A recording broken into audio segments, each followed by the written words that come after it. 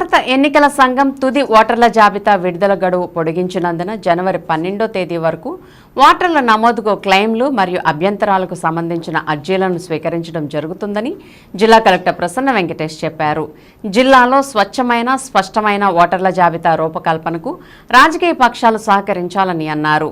బుధవారం special summary revision 2024 ఇతర ఎన్నికల అంశాలపై రాజకీయ పక్షాల ప్రతినిధులతో జిల్లా కలెక్టర్ ప్రసన్న వెంకటేష్ ప్రత్యేక సమావేశాన్ని నిర్వహించారు.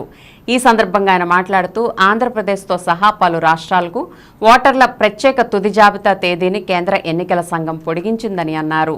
స్పెషల్ సమ్మరీ రివిజన్ 2024 తుది జాబితా జనవరి 5వ తేదీకి బదులుగా జనవరి 22వ తేదీన విడుదల చేయాలని ఆదేశించడం జరిగిందని చెప్పారు.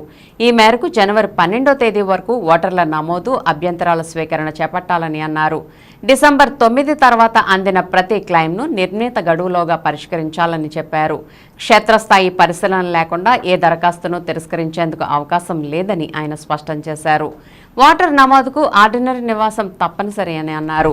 ఇతర ప్రాంతాల్లో ఉండి ఇక్కడ ఓటు హక్కు దరఖాస్తు చేసుకున్న సమయాల్లో సంబంధిత అంశాన్ని ఏఈఆర్ఓలు, ఈఆర్ఓలు సంతృప్తి చెందిన పిమ్మటే నమోదు చేయడం జరుగుతుందని అన్నారు. రాజకీయ పక్షాల ప్రతినిధులు కూడా తమ పరిధిలోని పోలింగ్ స్టేషన్లను పరిశీలించి ఏమైనా లోటుపాట్లు ఉంటే తమ దృష్టికి తీసుకురావాలని అన్నారు.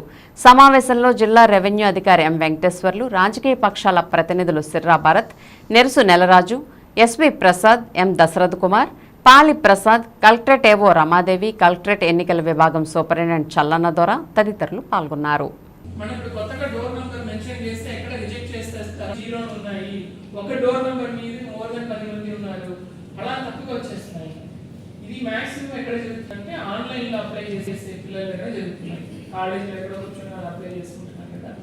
సో అలా వచ్చినవి దీంట్లో మనకి ఎక్కువ ఉన్నాయి. ప్లస్